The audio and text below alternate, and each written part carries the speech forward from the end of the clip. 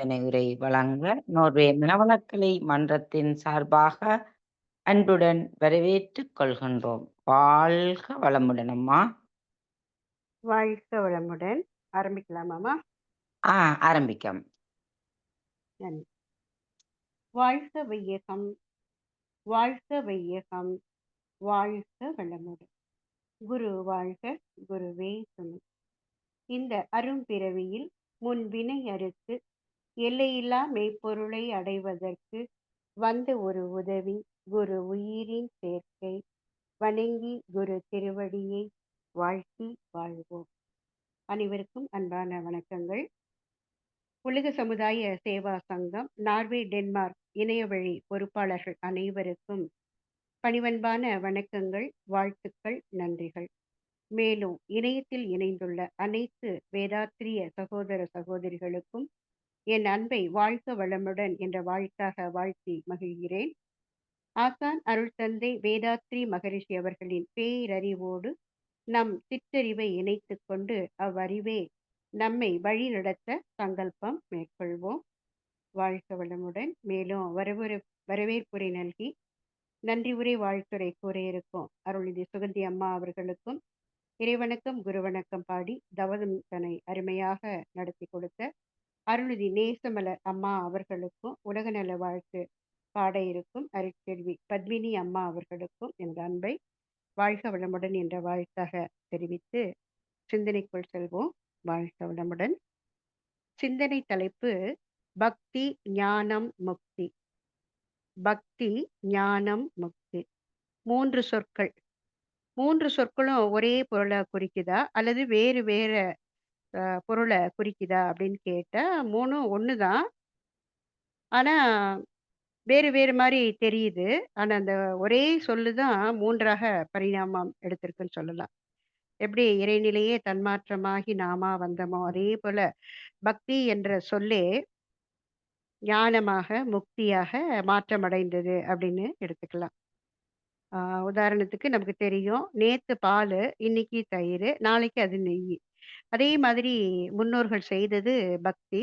இப்போ நாம மேற்கொள்வது ஞானம். ஸோ இந்த நிலையிலேயே நமக்கே முக்தி கிடைக்கும். அதாவது அறிவுல முழுமை கிடைக்கும். அது அடுத்து வர சந்ததியிற்கு போய் சேரும். இப்ப பக்தி தான் ஞானமானது, ஞானம்தான் முக்தி ஆகுது. பக்திங்கிறது ஆரம்ப நிலை. எப்படி நம்ம எல்கேஜில இருந்து first, second, third, fourth, fifth வரையும் படிக்கிறோம் இல்லையா? ஆரம்ப பாடசாலையில படிக்கிறது மாதிரி தான் பக்திங்கிறது. ஹைஸ்கூல்ல படிக்கிறது மாதிரி தான் ஞானம்ங்கிறது. முக்திங்கிறது காலேஜ்ல படிக்கிற மாதிரி தான். நோக்கம் என்ன? படிச்சு நல்ல வேலையில அமர்ந்து வாழ்க்கையில செட்டில் ஆகணும். அதுதான். அதே மாதிரி தான் இந்த மனித பிறவியோடைய நோக்கம் எடுத்துட்டோம் அப்படின்னா, முக்தி அடையிறது தான் நோக்கம். ஆனா அதுக்கு முன்னாடி நமக்கு என்ன வேணும்? ஞானமும் பக்தியும் இருந்தா தான் முக்தி அடைய முடியும். ஸோ அந்த வகையில நம்ம பக்தி, ஞானம், முக்தி 3யும் ஒன்று ஒன்றா பார்க்க இருக்கிறோம். நம்ம முன்னோர்கள் எல்லாருமே பக்தியில திளைச்சவங்க தான். ஸோ அந்த பக்தியில அவங்க திளைச்சதுனால தான் இன்னைக்கு நமக்கு மனவளக்கலை என்ற ஞான மார்க்கம் கிடைச்சிருக்குது.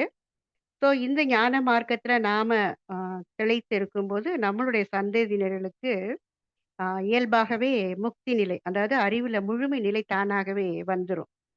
ஸோ பக்தி அப்படின்னு சொல்லும்போது, இறை பக்தி சொல்றோம். இறைவனிடம் காட்டும்போது அது இறை பக்தின்னு சொல்றோம்.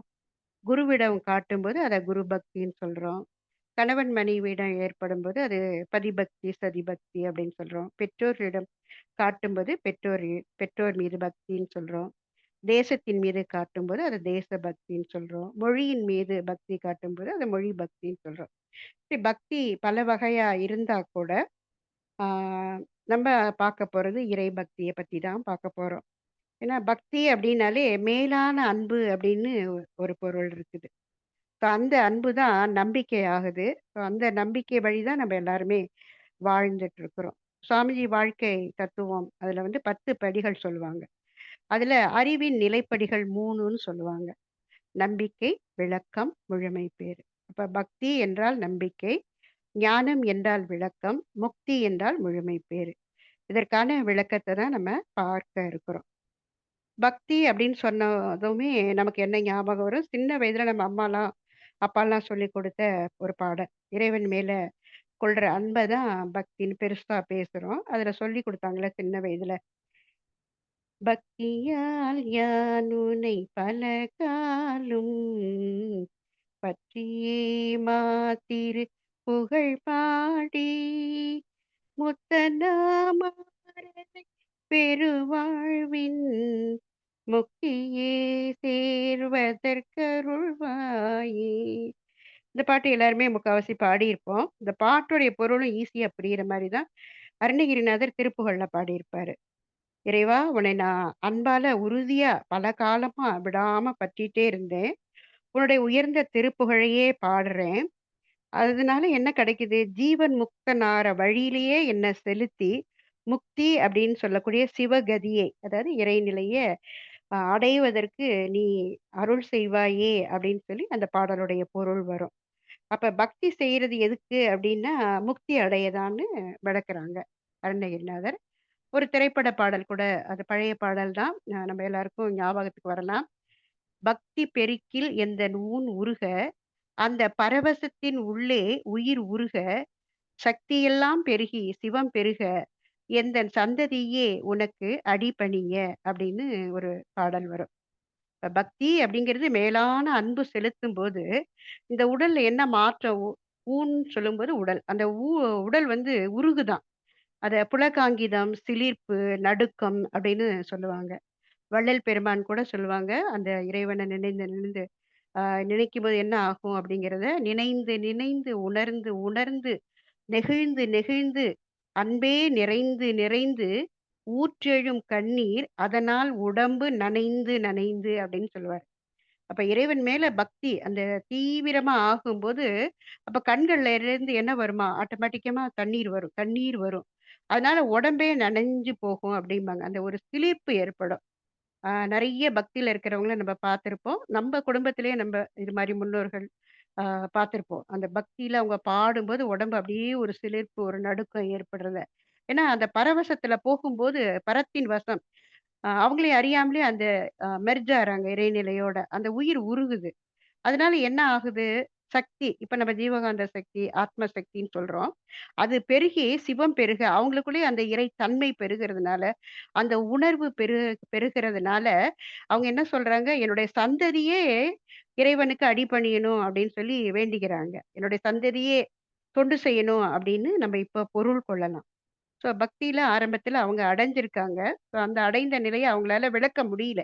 ஏன்னா அதுல மூழ்கிறாங்க. அத விளக்குறதுக்கு தான் நம்ம அருள் தந்தை அவர்கள் நமக்கு ஞான மார்க்கத்த குடுத்துருக்காங்க.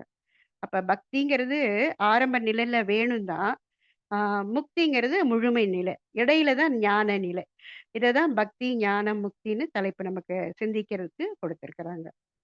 இப்போ இனிமே நம்ம அருள் தந்தை அவர்கள் குடுத்துருக்காங்க இல்லையா? இந்த 3க்கும் குடுத்துள்ள விளக்கங்கள பார்க்கலாம். அறிவு, அறிவுக்கு அடிமையாவதே பக்தி. அறிவு, அறிவுக்கு அடிமையாவதே பக்தி. அறிவை அறிவால் அறிய பழகுதல் யோகம். அந்த அறிவ அறியால பழகுறது யோகம். அறிவை அறிவால் அறிந்த நிலையே முக்தி. அறிவை அறிவால் அறிந்த நிலையே முக்தி. அறிவை அறிந்தோர் அன்பின் அறமே ஞானம். இது சுவாமிஜியோட ஒரு பாடல். இதுல முதல் வரிய மட்டும் நம்ம எடுத்துக்கிறோம். அறிவு, அறிவுக்கு அடிமையாவதே பக்தி. அதாவது அறிவுல போதிய வளர்ச்சி பெறாதவங்க, தங்களுடைய குறைய உணர்ந்து, அறிவுல முழுமை பெற்றவர்கள் வகுத்து குடுத்த வழியில வாழ்றது தான் பக்தி. அததான் பக்தி மார்க்கம் அப்படின்னு சொல்றோம். அதாவது அவங்க சொல்றத நம்பி, அதன்படியே வாழ்றது. அதுதான் நம்பிக்கை அப்படின்னு சுவாமிஜி நமக்கு சொல்றாங்க. இப்ப குழந்தைங்க வந்து தெரியாது. எப்படி வாழணும்? எப்படி செய்யணுங்கிறது தெரியாது. அதனால அவங்க பெரியவங்க என்ன சொல்றாங்களோ, அத பின்பற்றி தான் வாழ்வாங்க. அது மாரி தான் பக்தி. அந்த மாரி சிறு வயது குழந்தைகளும் சரி, சிந்தனை ஆற்றல் போதிய அளவுக்கு வளர்ச்சி பெறாத பெரியவங்களும் சரி, அறிவு நிலையில உயராதவங்களும் சரி, அவங்க யார பின்பற்றி வாழணும்னா, உணர்ந்தவர்கள் உணர்த்த, அவங்க மீது நம்பிக்கை வச்சு, நம்பிக்கை வழிய வாழ்றது. நம்பி வாழ்றது. எதற்காக இத செய்றோம் அப்படிங்கிற காரணம் தெரியாமலேயே செயல்கள் செய்றது. இததான் சுவாமிஜி, "காரணம் அறியாமல் காரியம் செய்பவன் பக்தன்" அப்படின்னு சொல்லுவாங்க. ஏன்னா, என்ன காரணம்னு தெரியாது. அவங்க சொல்லிட்டாங்க. அத அப்படியே செய்றது தான் பக்தன் நிலை அப்படின்னு சொல்லுவாங்க. அந்த பக்தி நிலை எப்படி அப்படிங்கிறத சுவாமிஜி இன்னொரு பாடல்ல கூட சொல்லுவாங்க. "சொன்னத சொல்லும் கிளிப்பிள்ளை மாதிரின்னு" சொல்லுவாங்க. "கிள்ளை போல் தாய் குறித்த தகப்பன் காட்டி, கேட்பவருக்கு சொல்லும் மன் மகன் நிலையே பக்தின்னு" சொல்லுவாங்க சுவாமிஜி. அதாவது அம்மா சொல்லி தான் நமக்கு அப்பாவ தெரியும். அதுபோல பெரியவங்க சொல்றத கேட்டு, "ஏன்? எதுக்கு?" அப்படிங்கிற கேள்வி கேட்காம அப்படியே அவங்க சொன்னத கேட்டு நடக்கிறது தான் பக்தி. ஆ ஏன் பக்தி செஞ்சோம் அப்படின்னு பார்த்தோம்னா, மனித இனம் தோன்றிய ஆரம்ப காலத்துல விலங்கு மாரி தான் வாழ்க்கை வாழ்ந்துட்டு இருந்தோம். வேட்டையாடி வாழ்ந்த காலத்துல எங்கெல்லாம் வாழ்ந்தோங்கிறது நமக்கு தெரியும். மலை குகையில, மரத்தடியில, ஆற்றோரங்கள்ல தான் வாழ்ந்தோம். உணவு தான் உயிருக்கு வாழ அடிப்படை தேவை அப்படிங்கிறது உணர்ந்த போது தான் கொஞ்சம் கொஞ்சமா சிந்தனை நமக்குள்ள மனித இனத்துல பெருகத் தொடங்குச்சு. அப்பதான் இயற்கையெல்லாம் உணரத் தொடங்குனாங்க. ஏன்னா உயிர் வாழணும்னா அதுக்கு உணவு தான் ஆதாரம். அப்ப அந்த உணவ விளைவிக்கிறதுக்கு என்ன வேணும்? மண்ணு வேணும், நீரு வேணும், காத்து வேணும், வெப்பம் வேணும் அப்படிங்கிறத உணர்ந்த போது தான் அந்த பஞ்சபூத வழிபாடு வந்தது. இயற்கைய பக்தி செய்ய தொடங்கினாங்க. பஞ்சபூத வழிபாடு வந்தது. அப்புறமும் சிந்தனை ஆற்றல் கூட கூட கூட அறிவு வளர்ச்சி கொஞ்சம் கொஞ்சமா மேலோங்க மேலோங்க இந்த பஞ்சபூதங்களுக்கு மூலமான ஏதோ ஒண்ணு இருக்கும் இருக்கணும். அது என்ன? அப்படிங்கும்போது தான் எல்லாம் வல்ல அந்த முழுமுதற் பொருள அறிய எடுத்த முயற்சி தான் ஆ மத்தவங்களுக்கு அத எடுத்து சொல்லணுங்கும்போது தான் ஞானிகள் வந்து பக்திய கொடுக்க தொடங்குனாங்க. அந்த உருவமற்ற முழுமுதற் பொருளுக்கு வடிவம் கொடுத்து தான் 6 சமயங்கள் வந்தது. சைவம், வைணவம், சாக்தம், சௌரம், கானபத்தியம், கௌமாரம்னு சொல்லிட்டு 6 சமயங்களா வந்தது. தொடர்ந்து ஆலய வழிபாடும், விக்கிரக வழிபாடு அதாவது உருவ வழிபாடும், சடங்கு முறைகளும் வந்தது.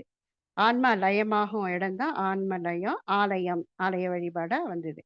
அதுல சிலை வழிபாடு, ஒலி அளவுல மந்திரங்களும் உண்டாச்சு. உணர்ந்த மகான்கள் தான் உணர முடியாதவர்களுக்கு ஏற்படுத்தி கொடுத்தது தான் பக்தி மார்க்கம். வாழ்க்கையில என்ன என்ன வேணுமோ, அதற்கு தக்கவாறு, ஏற்றவாறு ஒரு வடிவமோ, ஒரு குணமோ அமைச்சாங்க.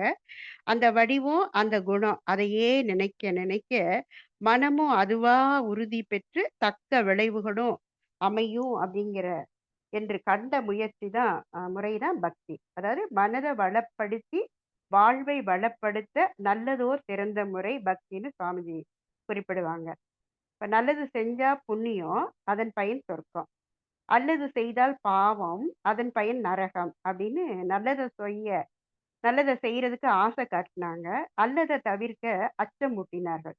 அப்படி மகான்கள் சொன்னதை எல்லாம் ஏற்றுக்கொள்ள முடியாத அறியாமை இருளையும் மக்கள் இருந்ததால தான் கடவுளை முன் வைத்து கற்பனை செய்து கதைகள் எழுதி கடவுளே நேரடியாக வந்து சொன்னதாக புராணங்கள், இதிகாசங்கள் எல்லாம் எழுதப்பட்டது. அப்போ இதிகா அ அந்த இதிகாசங்கள்லாம் எழுதப்பட்டது எல்லாமே வாழ்க்கைக்கு ஒழுக்கம் கூறுவதற்காக தான் இந்த புராணங்களும், இலக்கியங்களும் வந்தன அப்படின்னு சாமி சொல்லுவாங்க. இப்ப மனிதருக்கு வந்து அறிவோட விளக்கம் வேணும், பொருள் தேவை.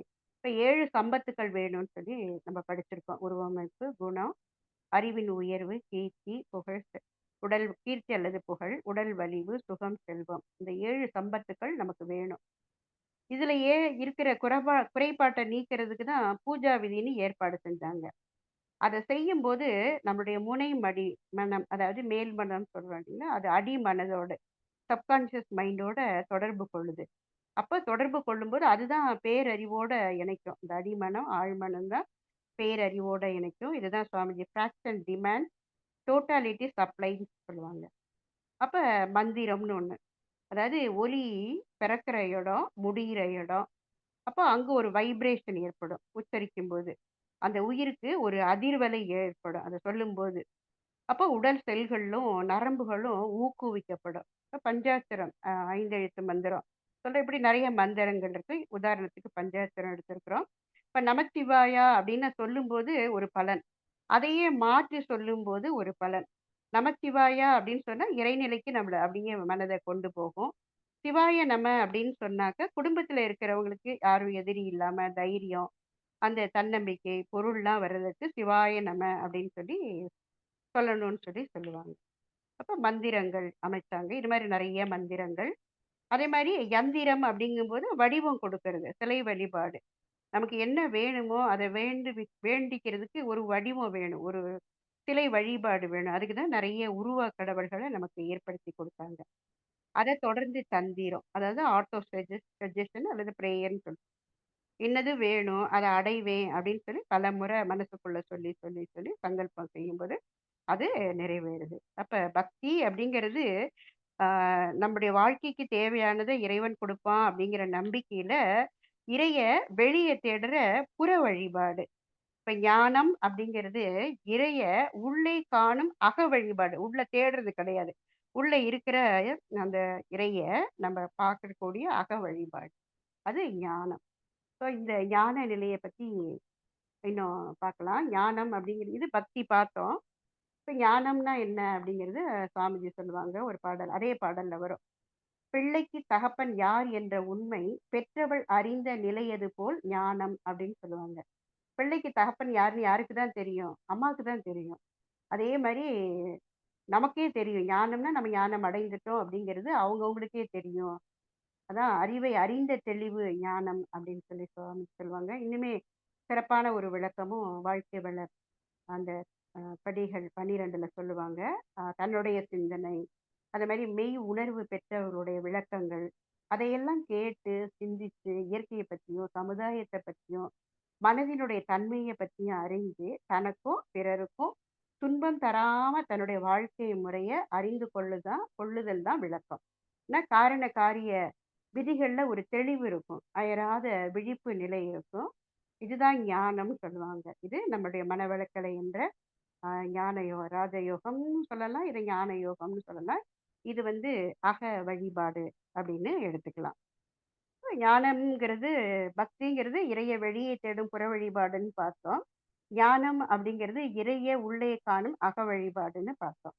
இப்ப புற வழிபாட்டுக்கு ஆலயம், அதுல ராஜகோபுரம் இருக்கும். இப்ப மனிதனுடைய அது பருவுடல குறிக்குது. நம்ம உடல்ன்னு எடுத்துட்டோம்னா, இறைவன பார்க்கறதுக்கு நம்ம பருவுடல் மூலமா தான் இறைவன நம்ம பார்க்க போறோம். மனதின் வாயிலாக உள்ள போறோம். பக்தியில அங்க வந்து உருவ தரிசனம். ஞானத்துல ஆன்ம தரிசனம். ஸோ இப்ப ஞானம் அப்படிங்கும்போது 3 நிலைய சுவாமிஜி சொல்லுவாங்க. அதாவது ஓர்மை நிலை, அடக்க நிலை, ஒடுக்க நிலைன்னு சொல்லுவாங்க. ஓர்மைங்கிறது கான்சன்ட்ரேஷன். அந்த ஒருமுகப்படுத்துறது. தாரணைன்னு சொல்லுவோம் இல்லையா? அந்த மாரி ஒருமுகப்படுத்துறது. அடக்க நிலைங்கிறது உயிர்ல மனத வந்து உயிர்ல அடக்கி, அப்புறம் அந்த உயிர பரத்தோட இணைக்கிற மெடிடேஷன், தியானம். ஒடுக்கம்ங்கிறது சமாதி. அந்த ஆதிக்கே சமமாகக்கூடிய நிலை. இந்த 3ம் ஞானத்துல வரும். அதான் ஓர்மை நிலைன்னு சொல்லும்போது சுவாமிஜி ஒரு பாடல் சொல்லுவாங்க. "ஒன்றி ஒன்றி நின்று அறிவை பழக்குதல்" அப்படின்னு சொல்லுவாங்க. அப்படியே அதிலேயே நிலைச்சு நிக்கணும். அறிவ அதிலேயே பழக்கணும். அப்ப என்ன செய்யணும்? "ஒன்றையும் நினையாது உன்னையும் மறவாது நின்ற நிலையே அது நீ அறி நினைவை நிறுத்தி" அப்படின்னு சொல்லி "மாக்கோலமாய் விளைந்த மதிவிருந்துல" ஒரு கவிதையில சொல்லுவாங்க. இப்ப ஆகினைன்னு வர்றது முதல்ல வர்றோம் இல்லைங்களா? அது விழிப்பு நிலைக்கான வழி. விளக்க வழிக்கான முதல் படின்னு எடுத்துக்கலாம். ஸோ அப்ப பக்தியிலிருந்து ஞானம் அப்படிங்கிற விளக்க வழிக்கு நம்ம வர்றோம். பக்திங்கிறது காய் நிலை, ஞானம்ங்கிறது கனிந்த நிலை. அதாவது பழுத்த நிலை. இப்ப மனவளக்கலை என்ற ஞான மார்க்கத்துக்கு வந்திருக்கிறோம். நம்ம கணவன், மனைவி 2 பேரும் வீட்ல இருக்கிறோம்னு வச்சுக்கோங்க. ஒருத்தர் மட்டும் வந்திருக்கிறோம், ஒருத்தர் வரலன்னு வச்சுக்கோங்க. உதாரணத்துக்கு கணவன் வந்திருக்காங்க, மனைவி வரல. அப்ப கணவர் என்ன நினைப்பாரு? இவங்க 2 இவங்க இதுக்கும் வந்து மனவளக்கலைக்கும் வந்திருப்பாங்க. ஆனா பக்தியிலேயே இருப்பாங்க. அப்ப இப்ப என்ன செய்யணும்? உணர்ந்தவங்க, அவங்கவங்களுக்கு அந்த வழிபாடு ஏற்றதா இருக்கு. ஸோ அவங்க அதுல இருக்கட்டும். ஏன்னா சுவாமிஜி கிட்ட இது ஒரு வினா வந்தது. இதுக்கு ஞான மார்க்கத்துக்கு வந்ததுக்கு அப்புறம் கோயிலுக்கு போணும், தேங்காய் உடைக்கணும்னு சொல்றாங்களே அப்படின்னு சாமிஜிட்ட கேட்டபோது, சாமிஜி சொன்னாங்களாம், "1க்கு 2 தேங்காய் வாங்கி குடுத்துருங்களேன். நம்ம சட்னி அரைக்கவாது உதவும்" அப்படின்னு சாமிஜி சொன்னாங்களாம். இப்ப ஞான மார்க்கம் சிறந்தது தான் அப்படின்னு அவங்க கிட்ட அத போய் வற்புறுத்தக் கூடாது. அதாவது ஃபோர்ஸ் நிர்பந்தத்துல வரக்கூடியது கிடையாது அது. தானா வரணும். அதாவது சக்தி தானா வரணும். அதுவரைக்கும் என்ன வேணும்னா, பொறுமை வேணும். இதுக்கு சுவாமிஜி இன்னொரு உதாரணம் கூட சொன்னாங்க. ஒரு புண்ணு கையில வந்துருச்சு. வந்தது மேல என்ன வரும்? பக்கு இருக்கும். அந்த புண்ணு ஆறுற வரைக்கும் அந்த பக்கு மேல இருக்கும். ஆனா பார்த்தா எப்படி இருக்கும்? நல்லாவே இருக்காது. அசிங்கமா இருக்கும். ஸோ அத எடுத்துறலாம்னு நெனச்சு எடுத்துட்டோம் அப்படின்னாக்கா, புண்ணு என்ன ஆகும்? ஆறாது. சீக்கிரமே ஆறாது. அப்ப புண்ணு ஆறுற வரைக்கும் பக்கு இருக்கிறது நல்லது. புண்ணு ஆறிடுச்சுன்னா பக்கு தானே உதிர்ந்துரும். அதே போல தான் பக்தியும். பக்தி பக்குவம் ஆகும்போது, அதாவது பழுத்த நிலைக்கு வரும்போது, ஞானம் தானாவே வந்துரும். காய் இல்லாம பழம் இல்ல. அப்ப பக்தி இல்லாம ஞானம் இல்ல. பக்தியில இருந்து தான் ஞானத்துக்கு எல்லாருமே வந்திருக்கிறோம். எல்லா மகான்களுமே பார்த்தீங்கன்னா, ஆரம்பத்துல பக்தி செலுத்தி அப்புறம் தான் ஞானத்துக்கு வந்திருக்கிறாங்க. ஆ இப்ப நம்ம பாரதியார் பல கடவுள பத்தி பாடியிருக்காங்க. ஆனா, அவரே தான் என்ன பாடியிருக்காரு?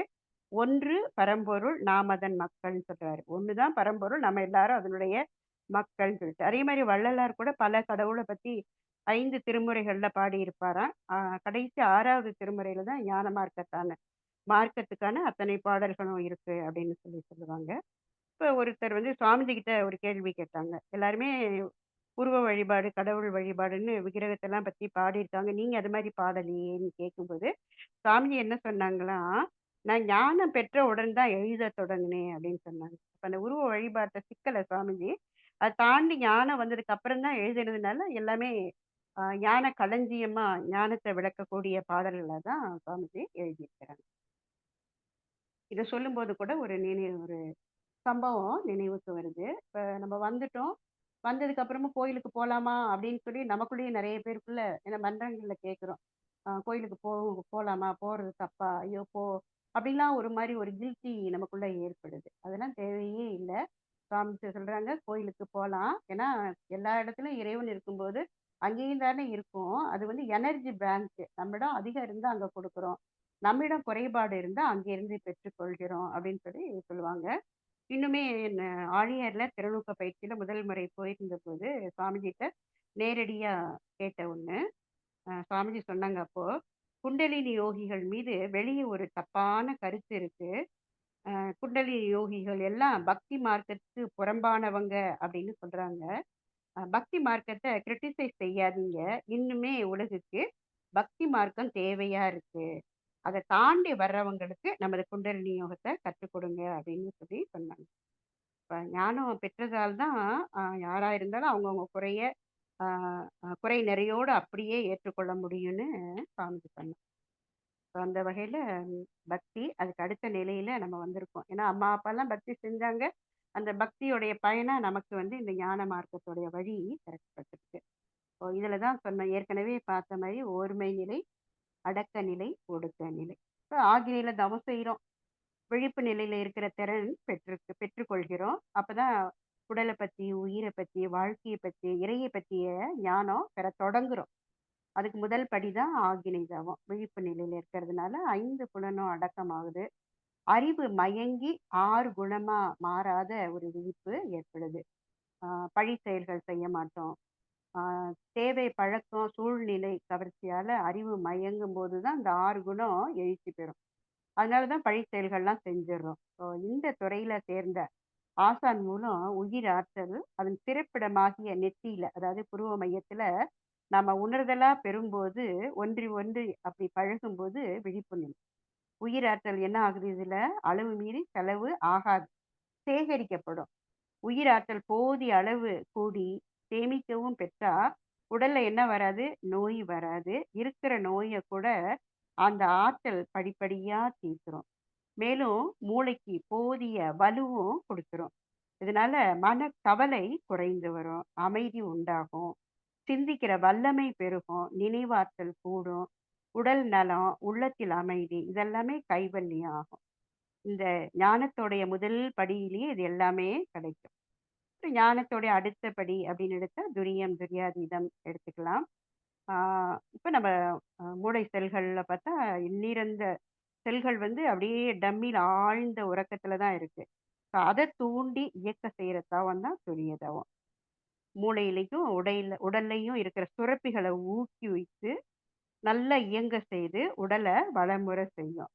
பழைய பதிவுகள மாத்தி, புதுப்பிக்கிற ஆற்றல் இதுல கிடைக்கும். அறியாமையால நம்ம முன்னாடி எவ்வளவோ செஞ்சிருப்போம் பழிச்செயல்கள். அத களையக்கூடிய திறன் இங்க நமக்கு கிடைக்குது. அதுதான் சுவாமிஜி ஒரு பாடல் சொல்லுவாங்க. "இருள் சேர் இருவினையும் சேரான்னு" சொல்லுவாங்க. இருவினை அப்படின்னாக்க முன்னோர்கள் வந்து நல்வினை, தீவினைன்னு சொல்லுவாங்க. நல்வினையை எப்படி இருள் சேர் வினைன்னு சொல்லலாம்?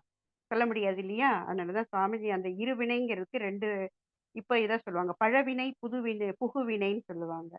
பழவினைங்கிறது நம்முடைய சங்கீதம். அ அதோட இப்ப நம்ம செய்ற பிராரப்தம். புகுவினைங்கிறது ஆக்காமியம். இப்ப நம்ம செஞ்சு எதிர்காலத்துல நமக்கு கிடைக்கக்கூடிய பலன்கள குடுக்கக்கூடிய வினைன்னு சொல்லுவாங்க. அப்ப தவம் செய்ய செய்ய காலம் கூட கூட அதுல விளையிற நன்மைகள் பெருகிட்டே தான் இருக்கும். ஆ உள்ளுணர்வு, அந்தராத்மா, அடிமன காட்சி, இன்ட்யூஷன்லாம் அதுல ஓங்கும். பேரறிஞர்களுடைய கருத்துக்கள்லாம் நம்ம மூளையில வந்து மோதும். நிலை கூட இதுதான். அதான் நுண்மான் நுழைப்புலன் அறிவுன்னு சொல்லுவாங்க. புலனடக்கத்துலயும் முழு முழு வெற்றியும் கிடைக்கும். 6 குணமும் சீரமைக்கப்படும். அதே மாரி அடுத்த நிலை ஞானத்தினுடைய 3வது படி முக்தி. அதாவது அறிவு முழுமை அடையும் நிலை. முழுமை பேறு. அதுதான் முடிவானது. ஸோ இத சுவாமிஜி எப்படி சொல்றாங்க அப்படின்னாக்க, "எள்ளுக்குள் எண்ணெய் போன்று எங்கும் என்றும் இயங்குகின்ற சக்தி கண்ட நிலையே முக்திம்பாங்க." அதாவது எள்ளுக்குள்ள எப்படி எண்ணெய் மறைஞ்சிருக்கோ, அதே போல எல்லா இடத்துலயும் எப்பவுமே இயங்குற ஒரு சக்தி நிலை உணர்றது தான் முக்தி. அதுதான் அறிவுல நாம பெறக்கூடிய முழு நிலை, முழுமை அடையிற நிலை. அததான் சுவாமிஜி என்ன சொல்லுவாங்க விளக்கமா, வாழ்க்கை தத்துவத்தையும், வாழ்க்கையை பற்றிய தத்துவத்தையும், அதாவது தத்துவம்னா உண்மை. இயற்கை பற்றிய உண்மையையும், அறிவினுடைய தன்மையையும், அதனுடைய மூலத்தையும், முடிவையும், இத பத்திய முழுமையான, தெளிவான விளக்கம் பெற்று எல்லாமே அகக்காட்சியாவே வரும். அந்த ஒளியில நம்முடைய வாழ்க்கைய அமைத்துக் கொண்டு, மற்றவர்களும் அந்த வழிய பின்பற்றி வாழத்தக்க ஒரு வழிகாட்டியாக திகழ்வது தான் முழுமை பேறு. அதுதான் ஞான மார்க்கத்தின் முடிவான படி முக்தி நிலை. அது நமக்கு லிபரேஷன் சொல்லுவாங்க இல்லையா? விடுபடுதல். எதுலெல்லாம் சிக்கிட்டு இருக்கிறோமோ, பற்றுக்கள் எல்லாம் அதிலிருந்து விடுபட்ட நிலை. முழுமையை நோக்கி அறிவு அப்படியே போற நிலை.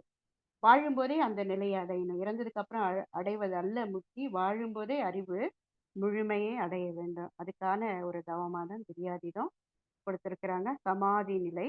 அந்த அறிவ இறைநிலையோட ஒன்றி நின்று பழகும்போது, தனக்குள்ளாகவே பிரபஞ்சம் முழுசையும் காணக்கூடிய ஒரு நிறை பேறு நமக்கு கிடைக்கும். பிறவியினுடைய நோக்கம் அப்படின்னு எடுத்தாலே, தன்னை அறிதல், இறைநிலையை உணர்தல், 6வது அறிவில் முழுமை பெறுதல் அப்படின்னு நமக்கு சொல்லியிருப்பாங்க. ஸோ அதுக்காக எடுத்த பிறவி தான் இந்த மனித பிறவி.